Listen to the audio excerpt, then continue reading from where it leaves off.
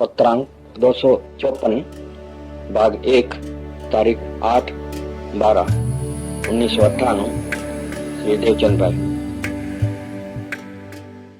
नमो अर्यंताणम नमो सिद्धाणम नमो आयर्याणम नमो उवज्जायाणम नमो लोये सौवसावणम नमो समय साराय स्वानुभूत्या चकास्ते चित्त स्वभावाय भावाय सर्वभावांतरचिले मंगलम भगवान वीरो मंगलम गौतमो गणि मंगलम कुंद कुंदार्यो जैन धर्मोस्तु मंगलम सर्व मंगल मांगल्यम सर्व कल्याण कारकम प्रधानम सर्वधर्माणम जैनम जयतु शासनम ओंकार बिंदु संयुक्तम नित्यम ध्यायन्ति योगिन कामदम मोक्षदम चैव ओंकाराय नमो नमः। શું લેવું છે આપણે? પ્રશ્ન કઈ હોય તો પ્રશ્ન બદલે તો પછી આ લઈએ. છે તો ઊંચો ગ્રંથ છે એટલે વેદ જ્ઞાન નો આવશે. આમાં વેદ જ્ઞાન નો આવશે ને મુમુક્ષુતા ડેવલપ કરો, યોગ્યતા ડેવલપ કરો, અવલોકન કરો, એની વાત આવશે. ક્રમમાં તો પહેલા અવલોકન હોય ને પછી વેદ જ્ઞાન હોય. હવે કોઈને અવલોકન ના કરવું હોય તો આપણે વેદ જ્ઞાન થી ચાલુ કરાવીએ. શું કરીએ? અમારું જબરદસ્તી થાય એમ નથી ને કોઈની વસ્તુ. કેમ કે આ તો હમણાં ભેજામાં જ નહીં ઉતરે. પહેલી વાત તો બહુ હાર્ડ વિષય છે આ. એની માટે ઘણી યોગ્યતા જોઈએ. કૃપાચાર્યના સમયમાં જે શિષ્યો હતા બહુ ઊંચી લાયકાત વાળા હતા. એમને તો આત્મા જાણવો હતો. આપણને કોઈને આત્મા જાણવો નથી. એને પહેલા તો આત્મા જાણવો એવી જિજ્ઞાસા ઉત્પન્ન થાય, ખરેખર લગ્ન લાગે પછી આ લેવા જેવું છે. એટલે તમારે અવલોકન ન કરવું હોય તો હું મારો સ્વાધ્યાય કરું. મેં તો એવું જ નક્કી કરેલું છે કે આપણે કમસે કમ આપણું કરીએ. ના તો કોઈને પડાય નહીં. સત્સંગ માટે કોઈને ના ન પડે. અને ન કરવું હોય જબરદસ્તી કરાવાય પણ નહીં. શું થાય પછી આપણે આપણો સ્વાધ્યાય કરવો. તમે બધી જાતના પકવાન જમો, અમે એની સૂંઘ લેશું. તમે જેમ કહો એમ. વિષય તો તમારા ઉપર ચોઈસ ઉપર છે. એ તો અવલોકનમાં આટલો ટાઈમ લાગે નહીં. એ તો રુચિમાં બહુ મોટો ફેર છે. આખો માનવતામાં ઘણો મોટો ફેર છે. આવી વ્યક્તિઓને તો અમે એમ કહીએ કે તમારે 24 કલાક સત્સંગ કરવો જોઈએ. આ જ દવા છે, બીજી દવા જ નથી. કેમ કે માણસ કોમામાં વયો ગયો હોય તો એને પોતાને કેટલું દુઃખ થાય છે એનું ભાન હોતું નથી જરાય. વર્તમાનમાં સંયોગોમાં વાંચે પાછો રહે જીવ. પ્રતિકૂળ હોય તો પ્રતિકૂળતા અનુકૂળતા કેમ થાય? 24 घंटा उसका ही फिकर. अनुकूलता कैसे हो गए? प्रतिकूल है, संयोग अच्छे नहीं है. जीव आखो दिवस સવારથી સાંજ સુધી ને સાંજથી સવાર સુધી 24 કલાક એક જ ધૂન હોય. મારા દુઃખનો દાડો કેદી પૂરા થાય ને કેદી સુખનો વારો આવે. 20 વર્ષ સુધી દસડા કરતો હોય, અહીં નોકરી કરે, ત્યાંથી નીકળે બીજે ઠેકાણે કરે, ત્યાંથી નીકળે ત્રીજે ઠેકાણે કરે. એમ દસડા કરતા કરતા કરતા 40-45 વર્ષની ઉંમર થઈ હોય તો હજી કે ના હજી કોઈક દિવસ સારો આવશે, હજી છોકરા મોટા થશે ને પછી કઈક થશે, આપણે કઈક થશે. પણ સંસારમાં તો ક્યાંય છાંટો નથી સુખનો. કોઈ ઠેકાણું નથી. ગરીબને ઘરે નથી તો અમીરના ઘરે પણ નથી. કરોડપતિઓ દુઃખી છે બધા. એટલે પણ આ લાઈન આખી અલગ પ્રકારની છે. જિનેન્દ્રની લાઈન આખી અલગ પ્રકારની છે. એટલે એમ આખી જિંદગી ધસરડા કરીને કાઢી નાખી હોય તો એને માટે આ લાઈન જ નથી ખરેખર. આ તો જેને ખરેખર પોતાનું કલ્યાણ કરવું હોય એને માટેની લાઈન છે. આપણે પ્રયાસ કરી જોઈએ બીજી વાર એક વખત દિવસો તો આપણે લઈએ આ 254 નંબર. એક મહાન લેટર છે. આખી બુકમાં સૌથી સુંદરમાં સુંદર લેટર છે. 254 નંબર.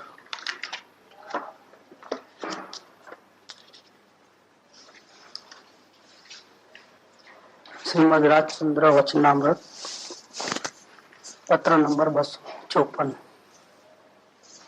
ખંભાતના મુમુક્ષુઓને આ પત્ર લખાયો છે.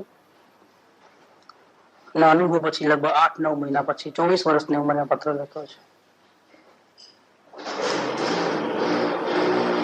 પત્ર તો એટલો બધો અદભુત છે કે 254 આવે ને એટલે જનજનાટી થાય, એટલું સુંદર પત્ર છે. બહુ અલૌકિક પત્ર લખાયો છે. પત્રની શરૂઆત થી માંડીને એન્ડ સુધીનો આખો વિષય જે છે એ વિષય આપણે સમજી લઈએ. પહેલા કે સાવ અજ્ઞાની છે, જેને કાંઈ ધર્મ કરમ ની કાંઈ ખબર નથી, કોઈ પણ વસ્તુની કાંઈ ખબર નહીં. કોઈ પણ ધર્મ નો હોય, જૈન ધર્મમાં હોય એવું કઈ જરૂર નથી, કોઈ પણ ધર્મમાં તેને કાંઈ ABCD કક્કો બરાખડી ના આવડતા હોય, શુભ અને અશુભ કોને કહેવાય એ ના આવડતું હોય, ને જેમ તેમ જિંદગી જાતી હોય, प्रतिकूलता अनुकूलता में लावाना, अनुकूलता में भोगवाना। ऐसा एक जीव ले लो कि जिसको कुछ भी पता नहीं है धर्म कर्म का, कुछ जीव है कि नहीं है वही पता नहीं है, बिल्कुल अनाड़ी, बिल्कुल। ऐसे जीव को पहले मुमुक्षु कैसे बनना, और फिर मुमुक्षु बनने के बाद मुमुक्षु के 3 स्टेज होते हैं, लोवेस्ट, मीडियम और फिर हाईएस्ट। हाईएस्ट जो मुमुक्षु होते हैं, जिसको निरिकलता नहीं हुई है, बाकी सब कुछ हो गया है, बाकी ज्ञानी में और इसमें कोई अंतर नहीं है, सिर्फ निरिकलता नहीं हुई है अभी, और वो निश्चित हो गई है कि निरिकलता हो ही जाएगी। मैक्सिमम उसमें भी 6 महीने से ज्यादा टाइम लगता ही नहीं। ये स्थिति तक पहुंचने के लिए क्या करना, ये पूरी बातें इस पत्र के अंदर है। बिल्कुल अज्ञानी जीव कैसे शुरुआत करे, शुरुआत करके कैसे मुमुक्षु बने, और मुमुक्षु बनने के बाद जो 3 हर्डल है, वो तीनों हर्डल को पास करते हुए एक ऐसी स्थिति में पहुंच जाए कि उसको अभी किसी भी कीमत पे अनुभव होगा होगा और होगा, निश्चित, गारंटेड। वहां तक का जो भी मार्ग है पूरा इसमें है टोटल। इसलिए ये पत्र की बहुत वैल्यू है। यहाँ ज्ञान दशा की बात नहीं है और आत्म कल्याण के सिवा दूसरी कोई बात इसमें नहीं है। इसमें कृपावृत्ति पत्र लिखने के बाद उन्होंने लिखा है कि सिर्फ आप सब मुमुक्षु जीवों के लिए, हम बात के मुमुक्षु को लिखा है ना पत्र, मुमुक्षु जीवों के लिए सबसे शॉर्ट में शॉर्ट लिखा है मैंने ये सब कुछ। आप सब लोग मिलकर के इस पे और गहराई से विचार करके इसका विस्तार से समझना, क्योंकि इतना शॉर्ट में लिखा गया है, मक्खन मक्खन सार सार लिखा गया है। इसका डेवलपमेंट तो जितना करो इतना कम है। इसके ऊपर अगर चले तो पूरा एक ग्रंथ दूसरा बन जावे, इतना इसके अंदर मसाला है। कहते हैं कि अमे आमा घणो गूढ़ शास्त्रार्थ पण प्रतिपादन कर्यो छे। इस पत्र में हमने रहस्यभूत अत्यंत गूढ़ शास्त्रों का अर्थ इसमें प्रतिपादन कर दिया है। एक ही पत्र के अंदर पूरी बात आ गई है। तमे वारंवार विचारजो, योग्यता हशे तो अमारा समागम में आ वातनो विस्तार थी विचार बतावीशुं।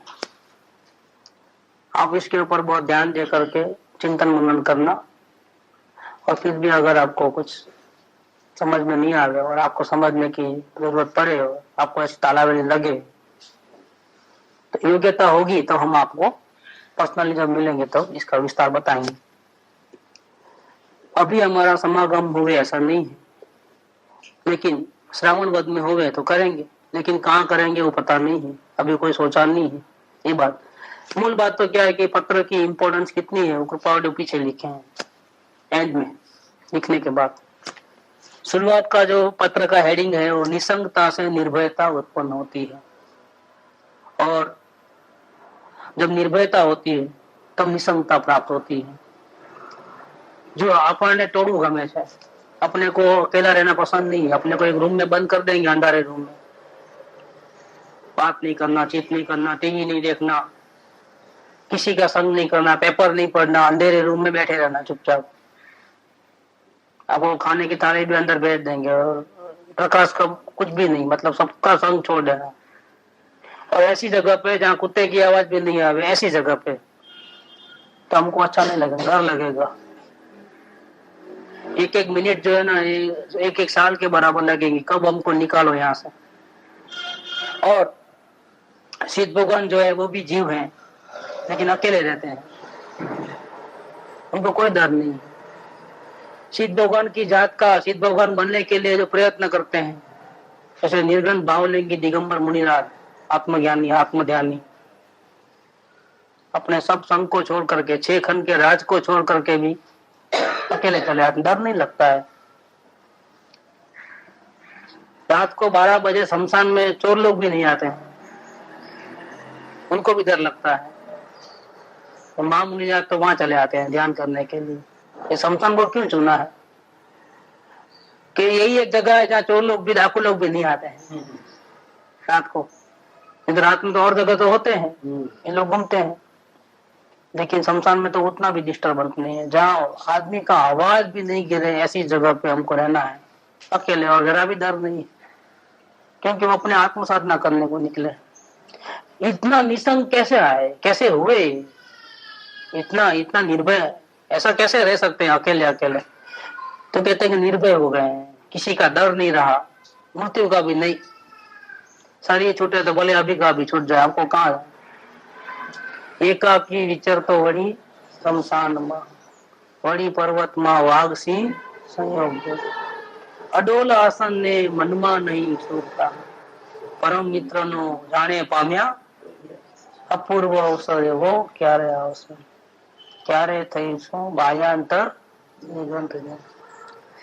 ऐसी परम अकेले रहने की भावना कैसे आई कि निर्भय हो गए हैं? निर्भय कैसे हो गए अब? कि निर्भय ऐसे हो गए कि स्वरूप की प्राप्ति हो गई है तो निशंक हो गया है कि मुझे कुछ होने वाला नहीं है। कहीं भी जाओ ना, कुछ भी करो ना, मेरे को एक जरा भी घसर का पड़ता नहीं है। जैसा मैं निगोद में था वैसा अभी हूँ, वैसा सिद्धालय में रहूंगा, मेरे मूल स्वरूप में थोड़ा भी बदलाव नहीं है। और संयोग की प्रतिकूलता हो सकती है, संयोग की अनुकूलता हो सकती है, मेरे में संयोग ही नहीं है। मैं तो संयोग से पार हूं, केवल शुद्ध चैतन्य मात्र ज्योति हूं, और ज्ञान और आनंद का खजाना मेरे पास भरपूर पड़ा है, कभी खत्म होने वाला ही नहीं है। किसी बात में खत्म होने वाला नहीं, कभी भी नहीं होने वाला है। अनंत काल तक मैं भोगू ना, केवल ज्ञान की पर्याय पूर्ण निकले अंदर से परमात्मा पद बनने के बाद, और अनंत काल तक निकलती रहे निकलती रहे निकलती रहे, फिर भी मेरे में जरा भी कमी होने वाली, ऐसे ज्ञान का भंडार, आनंद का भंडार, सुख शांति का भंडार, अनंत गुणों का भंडार में पड़ा हूँ। ये भंडार कभी खत्म नहीं होगा, ऐसा भंडार है। तो मुझे कोई तकलीफ नहीं है, मैंने मेरे स्वरूप को जान लिया है, तो निशंकता हो गई, अब डर नहीं है, शंका नहीं है। और ऐसा है तो फिर मैं अकेले रहने को भी तैयार हूँ, मुझे कोई तकलीफ नहीं है किसी बात की। अकेले क्या, केवल ज्ञान में सारी दुनिया झलकेगी, लेकिन मुझे नहीं देखना है, मैं अकेले ही रहूंगा, मैं तो मेरे में ही रहूंगा। बाहर में मेरा सुख नहीं है, मेरा सुख तो मेरे पास ही है। ये हेडिंग डाला है, इस पर से मालूम होता है कि कृपादेवी पत्र लिखे हैं तो इसके पीछे उनका भावार्थ ये है कि सामने सुनने वाला चाहे कोई भी जीव हो, संगी पंचेंद्रिय मन वाला प्राणी हो, तो उसको ये समझ आ जाए, और किसी प्रकार से समझ आकर के वो पुरुषार्थ करके वो भी ऐसी दशा को प्राप्त करे। पहले निशंक हो जाए, फिर डर निकल जाए, और फिर अकेले रहे अनंत अनंत काल तक, शादी अनंत काल तक अपने सुख धाम में आनंद भोगे, परम सुखी हो जाए। ये भावना से ये पत्र लिखा गया है। अब शुरुआत करते हैं। कृपादेव कहते हैं कि प्रकृति के विस्तार से जीव के कर्म अनंत प्रकार की विचित्रता से प्रवृत्ति करते हैं। प्रकृति मतलब अपने आजू बाजू जीव राशि है, एक इंद्रिय से लेकर के पंचेंद्रिय, संगनी पंचेंद्रिय तक, और जड़ चेतन की जो ये सृष्टि है जीव अजीव की, इसके अंदर जो जीव के कर्म है, कर्म माने क्रिया, एक्शन रिएक्शन, एक्शन रिएक्शन, चिंतन मनन और कर्म क्रिया, बाहर से सब अलग अलग विचित्र प्रकार के लोग हैं। किसी दो जीव का एक्शन मिलता हुआ नहीं दिखेगा, किसी का दो जीव का विचार नहीं मिलते हैं, दोनों के मन नहीं मिलते हैं, ऐसे अलग अलग प्रकार के विचित्र विचित्र होता है सब। एक ही घर में एक ही साथ खिचड़ी खाने वाले पूरे परिवार के लोगों के सबके विचार अलग अलग, सबकी बुद्धि अलग अलग, सबका ज्ञान अलग अलग, सबकी क्रियाएं अलग अलग, सबकी रुचि अलग अलग, ऐसा होता है। जीव के अनंत प्रकार के कर्म है, अलग अलग प्रकार के, और बहुत विचित्रता है। एक ही घर में एक डाकू बने, एक भगवान बने। देखो कैसे कैसे है, एक का स्वभाव कैसा है, एक का कैसा है, ऐसे विचित्र प्रकार से प्रवृत्ति करते हैं। और ऐसा लगता है कि इससे दोष के प्रकार भी अनंत है। लोग कई कई प्रकार की गलतियां करते हैं, तो दोषों का लिस्ट बनाओ तो अनंत दोष का लिस्ट बने। सब में से थोड़ा थोड़ा चुनो तो लिस्ट बनाओ तो अनंत लगे, क्योंकि कोई हिसाब नहीं है, बेहिसाब दोष करता है। जो शुभ भाव करता है तो भी दोष करता है, और अशुभ भाव करता है तो भी दोष ही दोष करता है। तो ऐसा लगता है कि कई प्रकार के दोष होंगे, न जाने क्या क्या करना पड़ेगा परमात्मा बनने के लिए, भगवान बनने के लिए, संपूर्ण सुखी होने के लिए। तो फिर अनंत दोष है, एक एक सबको हटाएंगे तब बनेंगे ना पूर्ण निर्दोष। भगवान तो पूर्ण निर्दोष होते हैं, और दोष कितने हैं वर्तमान में? अनंत।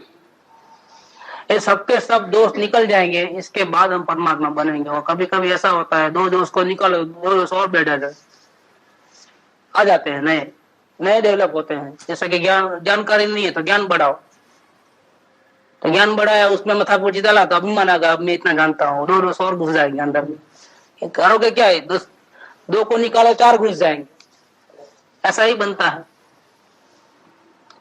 और अभिमान नहीं करता है, किधर भी अभिमान नहीं करता है। मैं दान ऐसे देता हूँ कि ये देता है तो इसको भी मालूम नहीं पड़ता है। मैं कहीं भी अपना नाम नहीं लिखाता हूँ, लेकिन नाम नहीं से बोलने की क्या जरूरत है 10 जनों के सामने। ये अपनी निर्माणता का अपमान चढ़ गया उसको, मतलब वो बच नहीं सकता है किसी न किसी प्रकार से, कैसा भी करके वो दोस्त करेगा ही करेगा।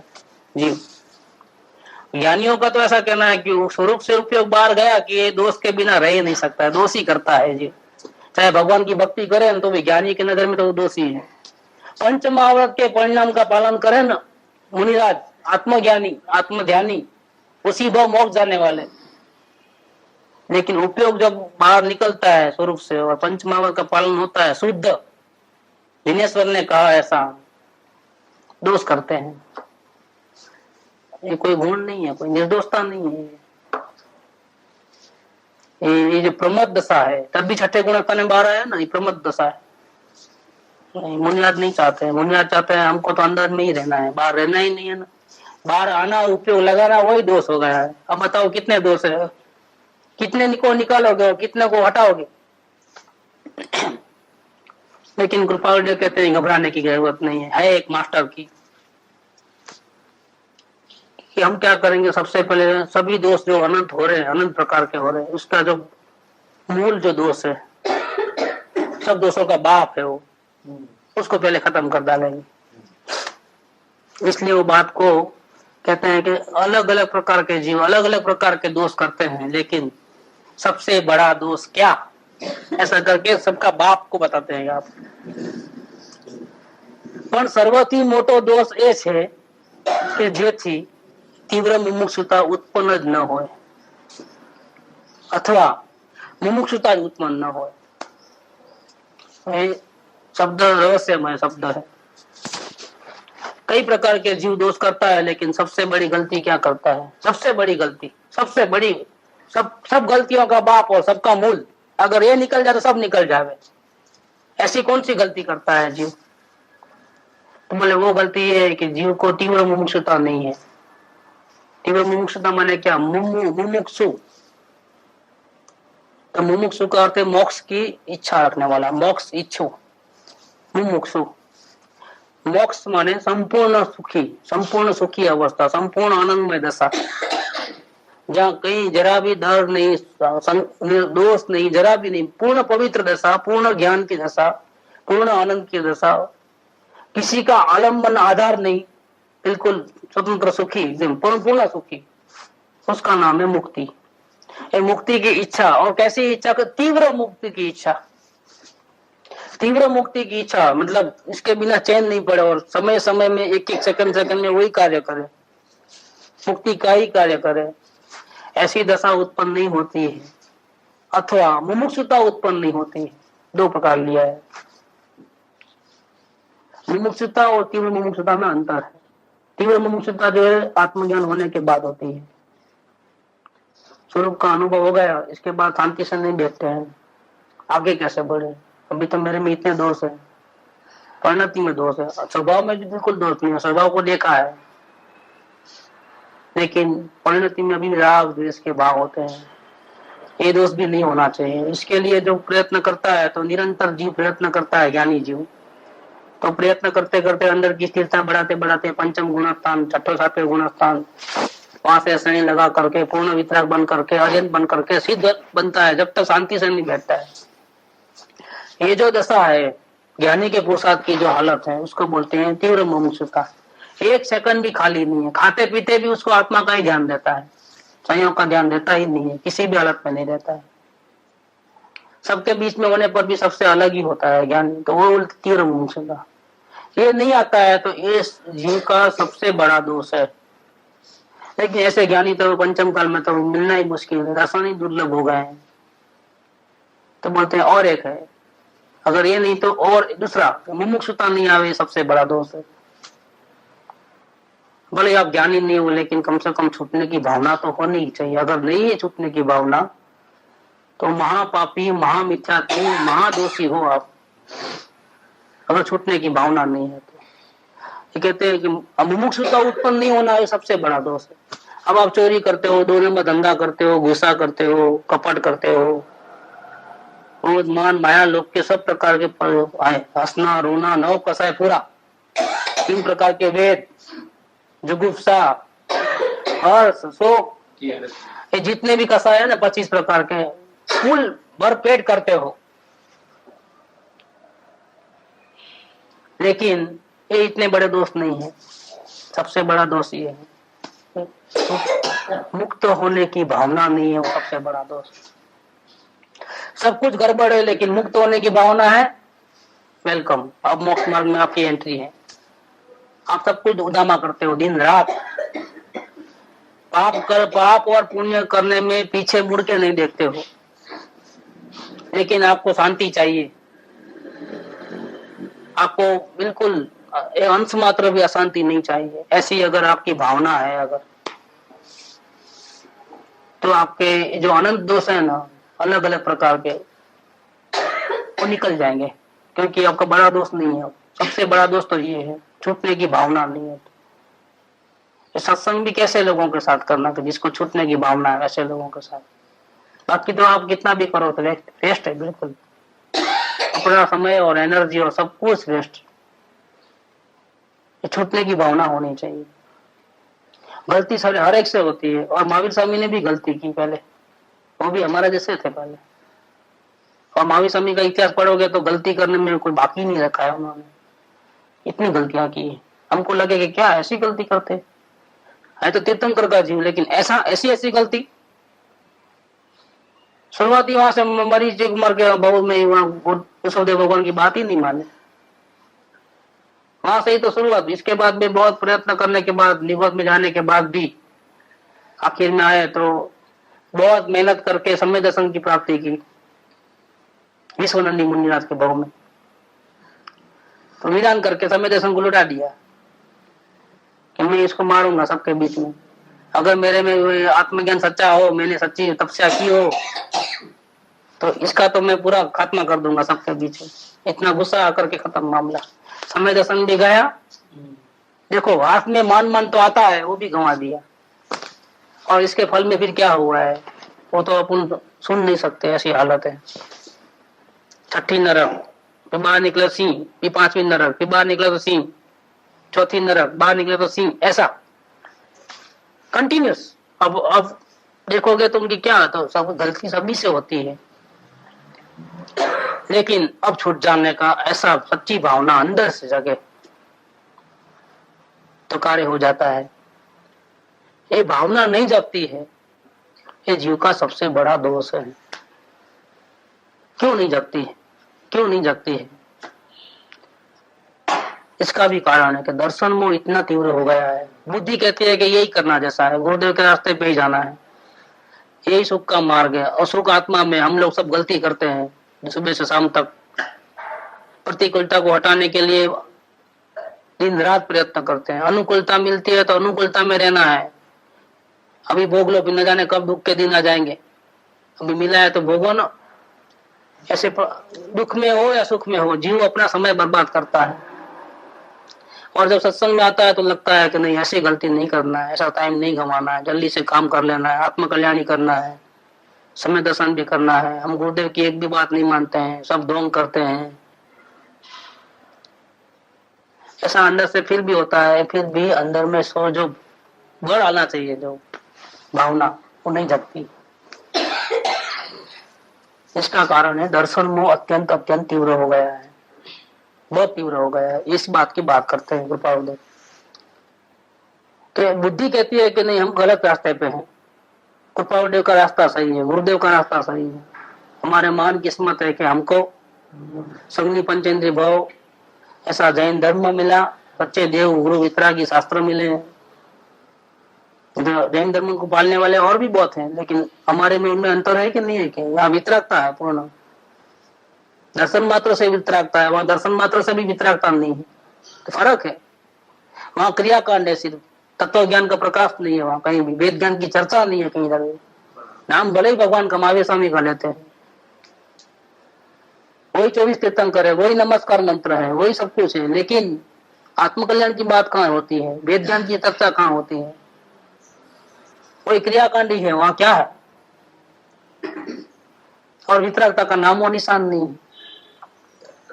अभी तो पुण्य करो पुण्य करो, जो वितरागी साधु देवगुरु शास्त्र पुण्य का निषेध करते आए हैं, वो भी आश्रय भाव है, उससे ही बंद होता है। वही करो, पाप मत करो, पुण्य करो, तो आखिर तो उनमें से जुर्म ही है, ऐसी स्थिति में है।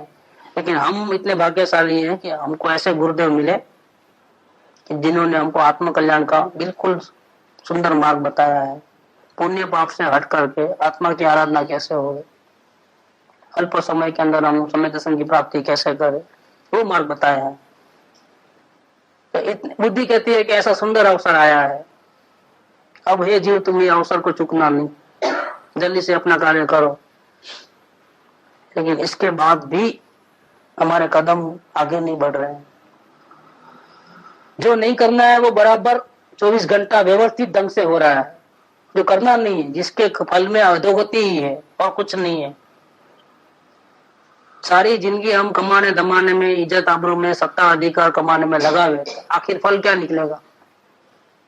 अच्छी गति के दुर्गति, क्या निकलेगा आखिर? सुख प्राप्त करता सुख ताने से, आखिर क्या होने वाला है? सब सारी दुनिया का भला किया, चलो बुरा किसी का भी नहीं किया, सबका भला करा। हॉस्पिटल में उधर दान, इधर हेल्प, सबको हेल्प, कोई हमारे घर से खाली नहीं जाए, भूखा नहीं जाए, सबके ऊपर दया करुणा, सबको हेल्प करने का भावना। अरे घर के खर्च करके भी हमको दूसरे को समझाने का, दूसरे का हित करने की भावना। सारी जिंदगी इसमें गई, मदर टेरेसा बन गए, सारी दुनिया जानने गई आपको, महात्मा गांधी बन गए लो ना। क्या मिला आत्मा को? आत्मा को क्या मिलेगा? क्या बनना है हमको? महात्मा गांधी बनना है, मदर टेरेसा बनना है, क्या बनना है? आखिर जिंदगी का लक्ष्य क्या है हमारा? ऐसा अगर हो जाए तो, और हमारे निमित्त से करोड़ों जिन मंदिर बन जाए तो, एक दो नहीं करोड़ों। और इतना समझाना आ गया है, इतना समझाना आ गया है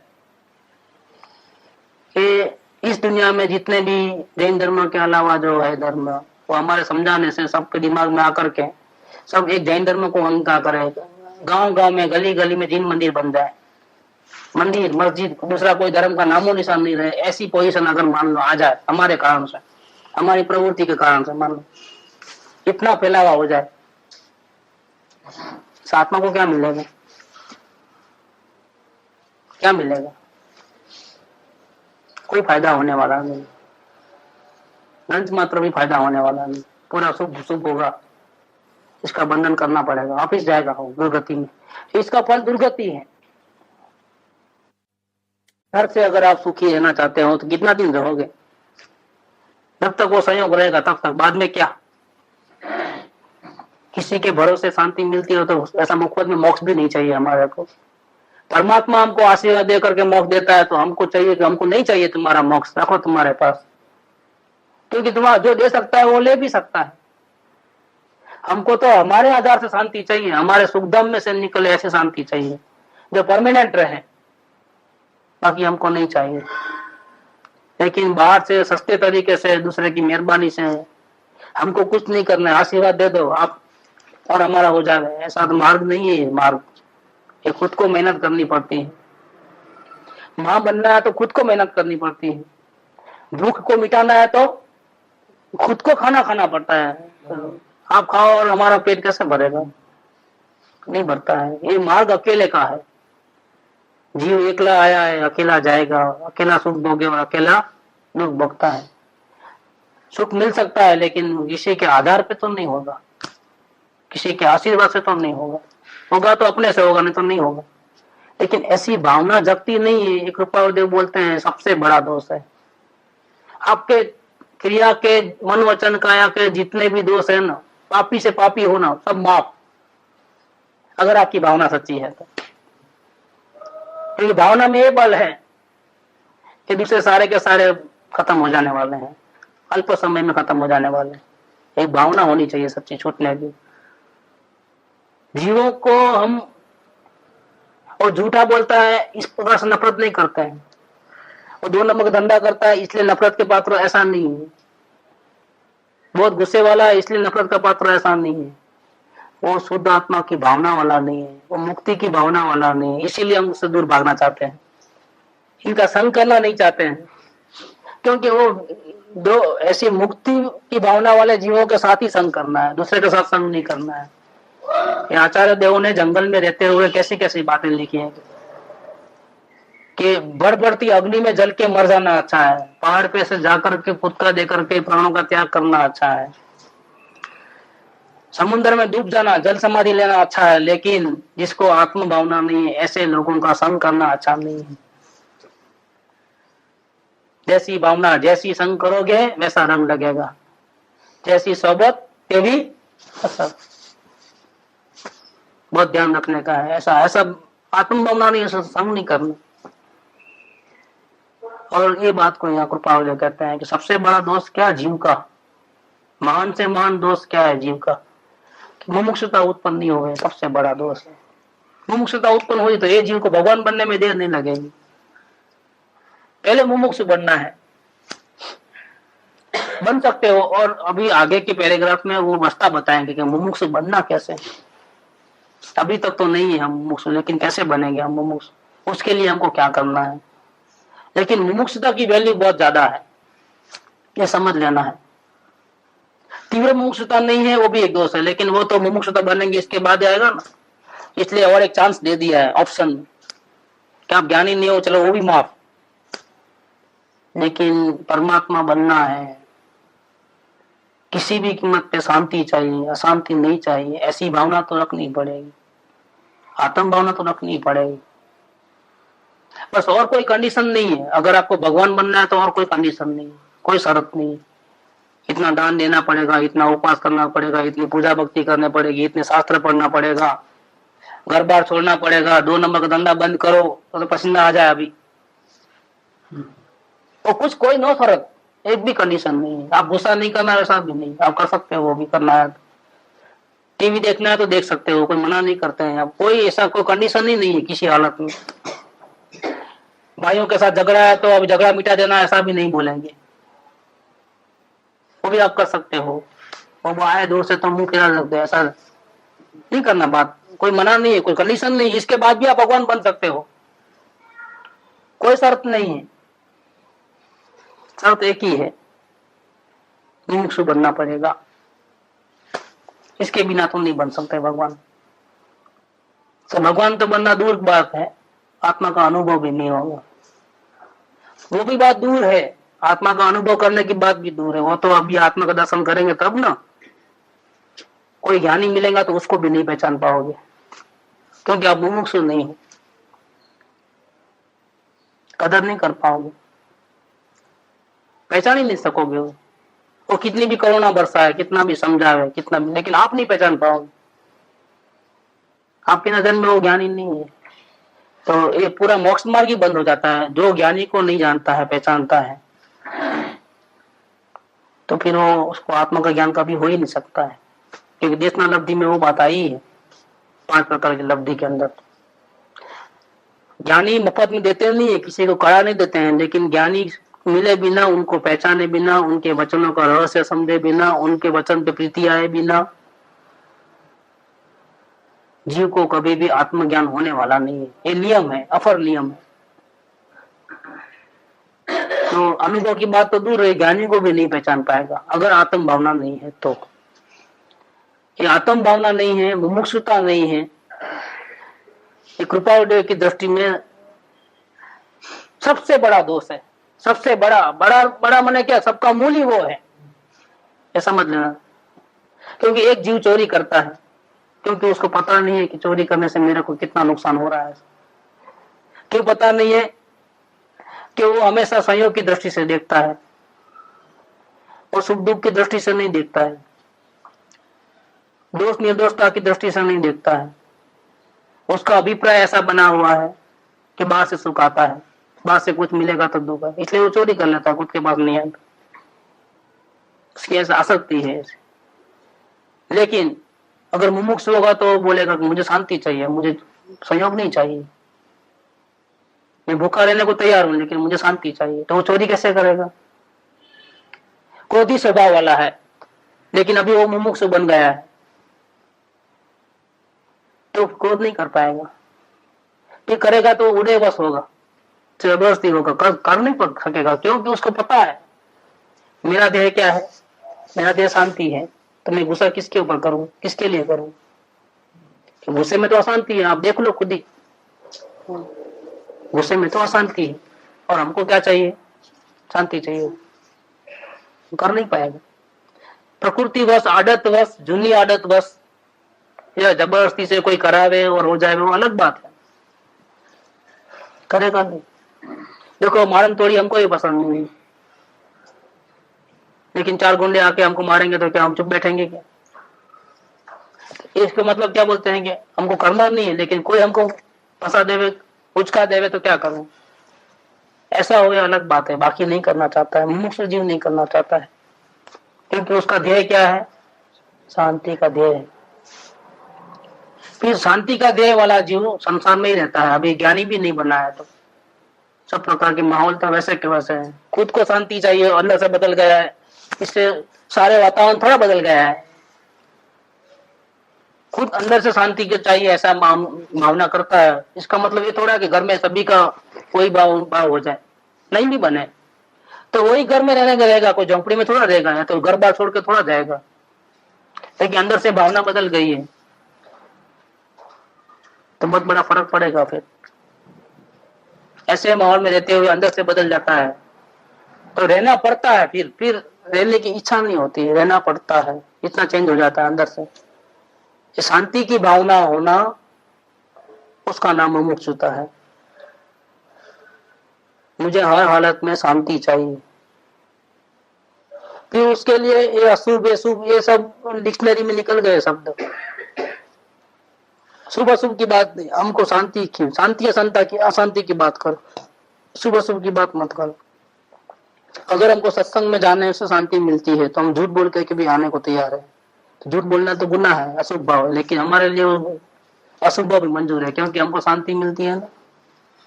देखो एक आदमी आता था ना पहले, वो अनिल करके, वो तो ऐसा ही बोल के आता था, रोज सुबह आता था यहाँ पे, तो घर में ऐसा ही बोलता था तो मैं कसरत करने जाता हूँ, तो सत्संग करने जाता हूँ, बोला तो मर गया समाज में, तो नहीं जाने का हो जाता बेचारा। वो तो अभी मालूम नहीं है, शायद कल से आएगा, वो मालूम करेंगे।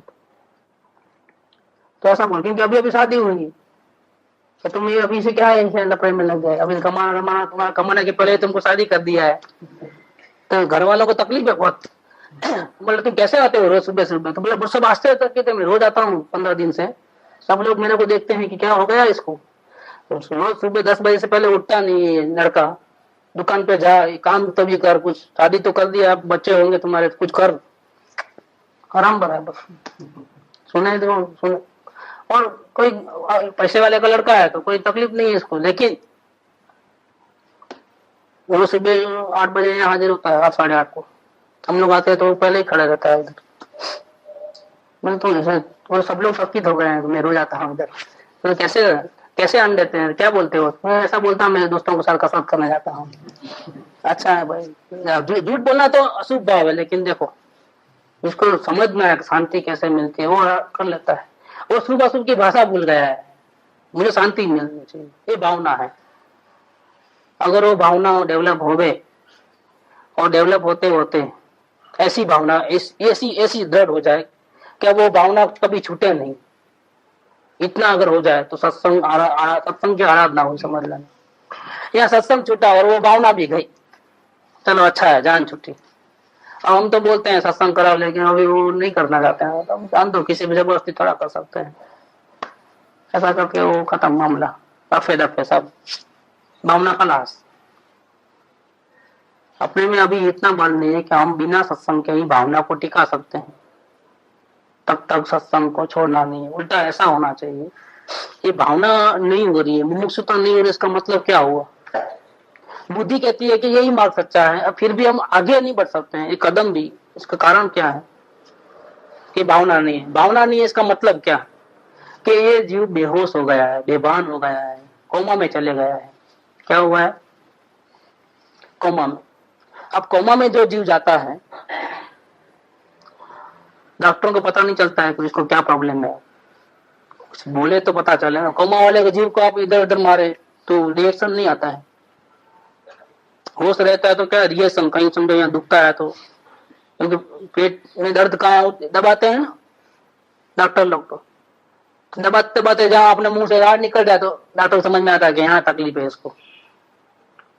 ऐसा ऐसे पैर में भी किधर लगाओ कुछ भी, तो ऐसा हाथ लगाया तो जहाँ दर्द होता है वहां से पता चलता है। डॉक्टर सर्वना थोड़ा है कि उसको पहले से मालूम हो जाए, कि बिना देखे टच करे बिना ही मालूम हो जाए, ऐसा तो नहीं है। उसको भी तो सिम्टम चाहिए ना कुछ। क्या खांसी करोगे तो पता चलेगा कि उसको खांसी भी है, वो मशीन लगाएगा तो मालूम पड़ेगा अंदर में कहाँ तकलीफ है, इसके बिना तो मालूम नहीं पड़ेगा ना। लेकिन कोमा वाले को तो पूरा बॉडी में लगा दो ना स्टेथोस्कोप, वो जो आता है ना कान पर पहनते हैं, मालूम नहीं पड़ता है डॉक्टर को। इलाज कैसे करो? वो खाना पीना भी तो ऐसा ही नली से जाता है, उसका तो कुछ ऐसी हालत हो गई है। जिसको आत्मा की भावना नहीं है, छूटने की भावना नहीं है, जिसको शांति की भावना नहीं है, उसकी हालत कोमा वाले आदमी से अलग नहीं है, ऐसी हालत है। अब देखो बाहर में तो कितने हम होशियार हैं, कितने बुद्धि वाले हैं, हिसाब किताब में पारंगत है, एक पैसा भी बराबर, ब्याज का भी हिसाब बराबर करते हैं, आना पैसा एक दिन का भी, एक पैसे का भी फर्क नहीं आता। इतनी बुद्धि होने के बावजूद भी इस मामले में कैसे है? भावना नहीं है तो कोमा में चले गए हो। इसीलिए ज्ञानी पुरुष कितना भी समझाए, कितनी भी करुणा करे, हमको असर नहीं होती है किसी हालत में। वो पापी आदमी अगर भावना वाला है तो कम से कम उसको ये तो तकलीफ होगी, समझ तो जाएगा कि मैं गलत कर रहा हूँ, छोड़ देना है। लेकिन भावना वाला जीव को कितना भी समझाओ, वो अपनी जूनी घरट को छोड़ेगा भी नहीं, अपने आग्रह को नहीं छोड़ेगा, क्योंकि उसको पलटना ही नहीं है ना, उसको बदलना ही नहीं है, अपने उसको कीमत चुकानी ही नहीं है। परमात्मा मुफ्त में बनना है, उसको कीमत नहीं चुकानी है। इसका नाम है भावना नहीं है सच्ची। वो कोमा में चले गए हैं, वेरी सीरियस है। अब कोमा वाले जीव को ट्रीटमेंट कैसे देते हैं? कोमा वाले जीव को घर में नहीं रखा जाता, उसको हॉस्पिटल में भी, जनरल वार्ड में भी नहीं होते हैं। कहाँ होते हैं? आईसीयू में रखते हैं। क्या वजह है? क्या वजह है? अभी दर्द का निदान हुआ नहीं है कुछ भी, और उसको आईसीयू में। ऐसा कौन सा? अरे कोमा में है ना, वही सबसे बड़ा दर्द है। जो कोमा में है ना, वही सबसे बड़ा दर्द है, कि मालूम ही नहीं पड़ता है डॉक्टरों को। अच्छे आंचों की हवा निकल जाती है डॉक्टरों को। अब इसका क्या किया जाए? कोई मालूम ही नहीं पड़ता है, लीवर खराब है कि अभी पेट में तकलीफ है कि आंतरडे में कि क्या है, कोई पता ही नहीं चलता है। उसको आईसीयू में रखते हैं। आईसीयू का मतलब क्या है? कि आपको सगे वाले को मिलना नहीं है, और एक सेकंड भी दर्दी को छोड़ते नहीं है। 4-4 नर्स आगे पीछे बिल्कुल ड्यूटी पे रहते ही हैं। अब वो तो मुर्दे की माफिक है ना वहां पर, इसमें मुर्दे को क्या देखना, लेकिन नहीं, उसको देखना है। मुर्दे के माफिक होने पर भी उसको देखना है कि कब होश आ जाए, कब क्या हो जाए, कहाँ कौन सी बात को रिएक्शन आता है, कब नींद में कोमा में भी क्या बोलता है, और जिसका लगा होता है उसकी बातें आती है ना मुंह पे, तो क्या क्या बोलता है कॉमा में भी, कैसे कैसे रिएक्शन होते हैं, वो सब इसको स्टडी करना पड़ता है। मॉनिटर लगा देते हैं टीवी पे और बराबर वॉच करते हैं, उसका वो फी लेते हैं, सवाल नहीं करते हैं, लेकिन निदान ढूंढने के लिए वो लोग इतना करते हैं कि क्या रुका किधर है ये जीव। ऐसे तो बहुत बुद्धि वाला जीव है, संघी पंचेंद्रिय जीव है, फिर रुका किधर है ये जीव। अब उसको तो अवलोकन करना नहीं है, तो खुद ही तो निकालने वाला नहीं है, तो क्या करें। खुद अवलोकन करो तो खुद को मालूम, लेकिन अवलोकन भी नहीं कर सकता है। अब इसको क्या करना, आईसीयू में डाल देना चाहिए। आईसीयू का मतलब क्या होगा, आईसीयू का मतलब क्या हुआ, आप आपकी कोई प्रवृत्ति नहीं कर सकते। अब खाना पीना धंधा बंदा सब बंद, पार्टी पार्टी सब बंद, अभी आप कोई भी नहीं कर सकते काम। अब आप 24 आवर सत्संग में रहना चाहिए। वो एक्सपर्ट है, उसके हाथ के नीचे आप वो उसकी वॉचिंग में आप रहो कि आप क्या क्या रिएक्शन आता है आपका, दिन रात साथ में रहना है। और जो जो विचार आए मन में फौरन बोलते जाओगे, मेरे को अभी ऐसा विचार है, मुझे अभी ऐसा विचार है, मुझे अभी ऐसा विचार है। ये 24 आवर्स का रहा, और महान मुश्किल से अगर इसमें से कोई चांस हो, अगर लक हो गए ऐसा कोई, और सामने वाले को समझ में आ जाए कि इसका नस तो यहाँ है, यहाँ दबाने से काम खुल जाएगा, पूरा आत्म भावना जग जाएगी, यहाँ दबाना पड़ेगा। बाकी बाहर से कितना भी करो तो नहीं होता है। दर्द लीवर में और आप हार्ट की ट्रीटमेंट करो, पेशाब की करो, उधर की करो, तो कहां से हो, उसका प्रॉब्लम वहां का वहीं रहेगा। किधर दबाना नस, वो सामने वाले को अगर पता चल जाए, सेकंड को काम। भावना के लिए कोई इतने उपवास करके आओगे तो भावना होगी, इतने शास्त्र पढ़ोगे तो भावना होगी, ऐसा नहीं, कोई नो शरत। और भावना को जगाने के लिए 1 सेकंड काफी, 1 सेकंड भी नहीं, एक समय में भावना जग सकती है, इतना होप है। इसके बाद ये चर्चा है जो भी है, अध्यात्म की जो चर्चा है, वो तो भावना के बिना चर्चा करना ही वेस्ट है, बिल्कुल टाइम बर्बादी और कुछ नहीं है। भावना जग जाए तो फिर इसको कोई रोक नहीं सकता है। गुरुदेव बहुत अच्छा बोलते हैं भावना के बारे में, कि समुद्र जब मध्य बिंदु से उछलता है ना, भरती अंदर से आती है, मध्य बिंदु से आती है, तो इस भर्ती को किसी की ताकत नहीं है कि कोई रोक पाए। लाखों सूर्य हो जाए ना, 1-2 नहीं, लाखों, ऐसी भर्ती को कोई नहीं रोक सकता है। और अगर अंदर से वोट हो गई है मध्य बिंदु से, तो मूसलाधार बारिश गिरे, आप फट जाए, लेकिन नहीं, भर्ती नहीं आएगी तो नहीं आएगी। ऐसे आप फट जाए, जिनेन्द्र भगवान 1-2 नहीं 4 हो जाए, समझो सब समझावे, अनंत समझावे, लेकिन अंदर में वोट है, खत्म हो गई बात, कौमा में चले गए ना, खलास हो गई बात, कुछ नहीं हो सकता है इसका। लेकिन अंदर में भावना है तो इशारे से समझ सकता है। ये भावना का इतना बल है, भावना के बिना आप मोक्ष मार्ग में कदम भी आगे नहीं बढ़ सकते। आप चाहे करोड़ों जन्म मंदिर बना लो, कुछ भी कर लो, उपवास करके मांस कमन करके हड्डी का ढांचा बन जाओ, सूख जाओ, उल्टे माथे लटक जाओ, आत्म भावना नहीं है तो कुछ भी नहीं है। ये बात कहते हैं सबसे बड़ा दोष, कृपालुदेव कहते हैं कि जीव को मुमुक्षुता नहीं है, ये सबसे बड़ा दोष है। जीव को शांति ही नहीं चाहिए, क्योंकि उसका भी इतना भी होप नहीं है कि मैं क्या कर रहा हूँ क्या नहीं कर रहा हूँ, और जो भी प्रयत्न मैं दिन रात करता हूँ उसमें तो अशांति ही मिलने वाली है, शांति का अंश मात्र भी मिलने वाला है। सुनता है ऐसी बात, लेकिन फिर भी उसको असर नहीं गिरती है, इसका मतलब ये होगा कि अंतःकरण शुद्ध नहीं है, आत्म भावना नहीं। वो समझता है कि हम मंदिर में आते हैं तो हम शुद्ध अंतःकरण वाले हैं। अगर शुद्ध अंतःकरण नहीं होता, आत्मकल्याण नहीं करना होता, तो मंदिर में आते ही क्यों, सत्संग में बैठते ही क्यों, आत्मा की चर्चा ही क्यों करते, शास्त्र क्यों पढ़ते, गुरुदेव की जय काय को बुलाते थे। तो हमारा अंतःकरण शुद्ध है, हमको आत्मकल्याण तो करना है, अभी आगे नहीं बढ़ सकते हैं, लेकिन अंतःकरण शुद्ध है, इम्पॉसिबल बनी नहीं। और जिसका अंतःकरण शुद्ध होता है वो तो 1 सेकंड के अंदर अवलोकन में बैठ जाता है, अवलोकन चालू हो जाता है। अवलोकन नहीं कर पाते हैं, इसका मतलब ये होगा कि आत्म भावना खलास हो गई, बिल्कुल जीरो हो गई है। ये बात को यहाँ पर कृपालदेव कहते हैं कि ये सबसे बड़ा दोष है। ऐसे लोगों का संग भी मुश्किल है, लेकिन फिर भी एक ट्राई, चलो अभी भी कुछ जागृति हो जाए तो हो जाए, इसके बिना तो नहीं होगा, तो गारंटी है। अभी इस पत्र के अंदर 254 के अंदर कृपालदेव इस बात को कहना चाहते हैं कि आत्म भावना कैसी जगाई जाए, पहले शुरुआत वो बात कहेंगे। लेकिन सिर्फ सुनना है तो मतलब नहीं है, जैसा वो बोलते हैं ऐसा करना है तो आत्म भावना जग जाएगी गारंटी से। फिर तो रास्ता बिल्कुल आसान है, कोई इतना बड़ी प्रॉब्लम नहीं है, क्योंकि सब प्रॉब्लम की दवा इसी पत्र में है। भावना जगने के बाद भी प्रॉब्लम होता है, वो भी चर्चा होती है इसके अंदर, उसको भी कैसे टैकल करना वो बस्ता बताया है। लेकिन पहले भावना तो जगे। तो પ્રકૃતિના વિસ્તારથી જીવના કર્મ અનંત પ્રકારની વિચિત્રતાથી પ્રવર્તે છે અને તેથી દોષના પ્રકાર પણ અનંત ભાસે છે। પણ સર્વથી મોટો દોષ એ છે કે જેથી તીવ્ર મુમુક્ષુતા ઉત્પન્ન જ ન થાય अथवा मुमुक्षुता જ उत्पन्न न हो। बस कोमा में चले गया तो बहुत मुश्किल है। अब कहते हैं आगे कि घणું કરીને मनुष्य बने। धीरे में तो ऐसा कोई धर्म भरम का संप्रदाय वगैरह पूजा भक्ति मंदिर मंदिर कुछ नहीं है, लेकिन जहाँ मनुष्य है तो सब अपनी अपनी समझ के अनुसार अपने गुरुद्वारा होते हैं, मस्जिद होती है, चर्च होता है, आसरा होता है, मंदिर होता है, सब में कोई ना कोई धर्म मत में होता है। पैदा होते ही उसके बाप का कोई ना कोई धर्म होता है तो उसका भी वो धर्म हो जाता है। तो कोई ना कोई धर्म में तो होते हैं। अगर हम मुसलमान के घर में पैदा होते हैं ना तो हम कुरान पढ़ते थे, हम मस्जिद जाते। तो कहीं ना कहीं तो हम मनुष्य कहीं ना कहीं तो टिका हुआ है, कोई ना कोई धर्म मत में है।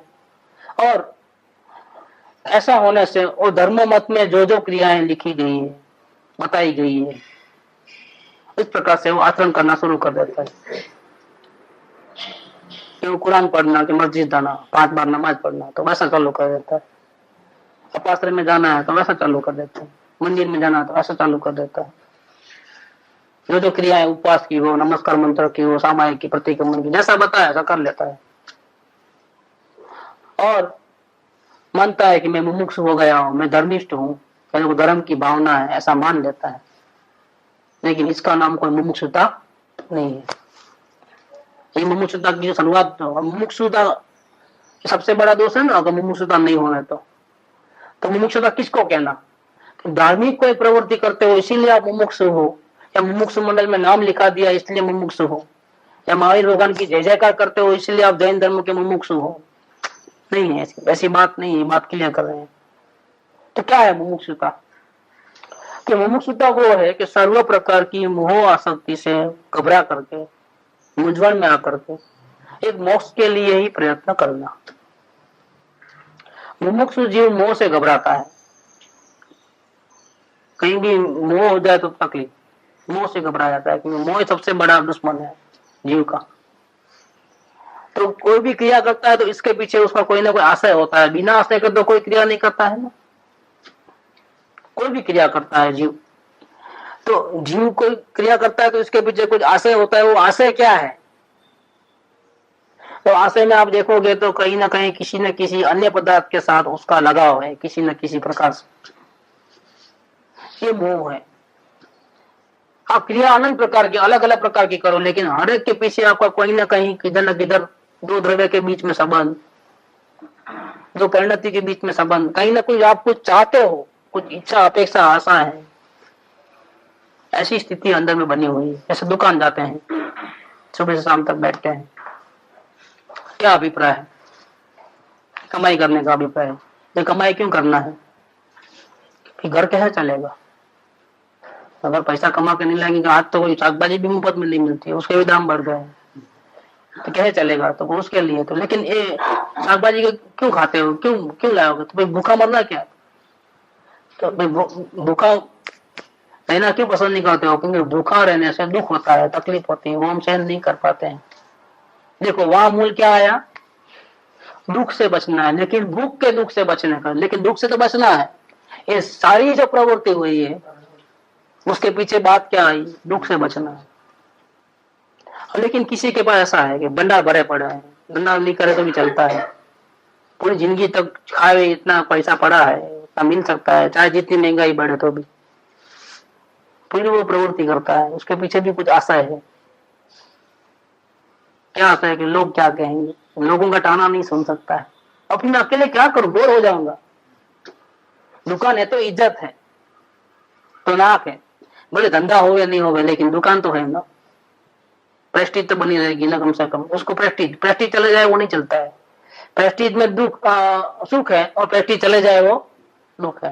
देखो वो भी दुख से बचने के लिए घर में भंडार पड़े हैं, फिर भी प्रवृत्ति छोड़ता नहीं है वो जीव। उसके पीछे आशय एक ही है कि दुख नहीं होना चाहिए।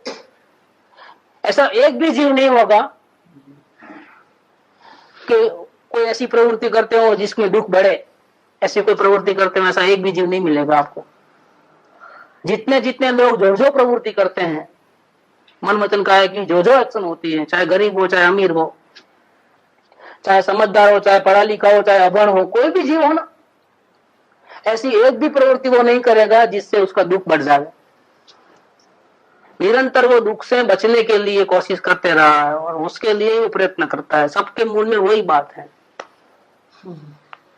और लेकिन इतना जिंदगी तक करते करते भी अभी तक मुझे सुख नहीं मिला। मूल में जाकर के फाइंड करें, अपने अनुभव को तपास करें कि मैंने इतना किया, ये किया, ये किया, ये किया, ये किया, लेकिन अभी तक मुझे शांति नहीं मिली है। वही क्या वही रोना है। ये चंगुल में से मैं बाहर ही नहीं निकल सकता हूं।